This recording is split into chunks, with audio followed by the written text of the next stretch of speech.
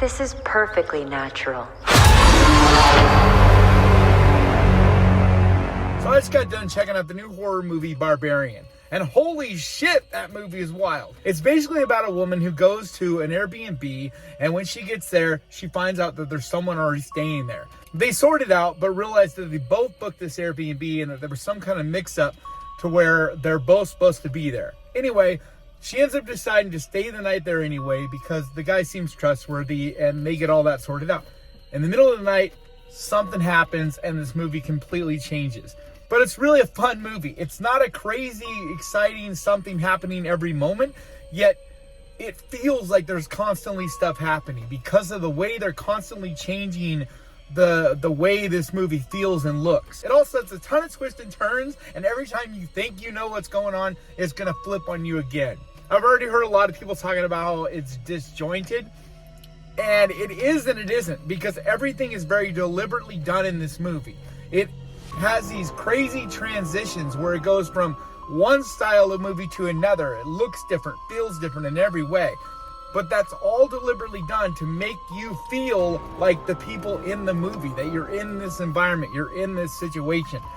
But it's wonderfully shot. The lighting is incredible.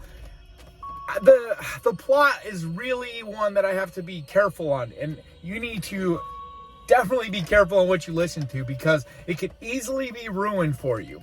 It's also not a movie to take serious at all. Now, it's not necessarily campy or silly, and not very much like a comedy. It does have its, funny moments, but just in general, it's more of a traditional horror movie in that way.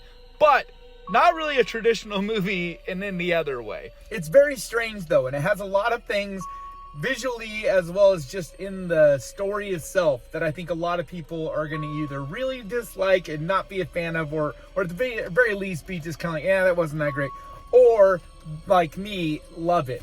It's absolutely wonderfully shot and directed with this overall unique feel to it. The cast, even though it's a small number of characters, they all do a fantastic job. I've actually just seen it for the second time. I wanted to post this review after I saw it the first time the other day, but I've just had such a crazy week, so busy, which is why I'm recording here in the car instead of in the studio like I normally do. But I wanted to get this out there because I wanted you guys to know that I think you definitely need to see this in theaters. Because even if you don't like it or whatever, this movie will not be the same at home. It's going to be a very, very different situation for you, and it just will feel completely different at home than the way it feels in a theater. Just being around people, and it's hard to tell you without giving away anything about this movie, and I really feel like you need to be going into this as cold as humanly possible. Know as little as you can about it, because it'll really get you off guard if you just don't know anything about it.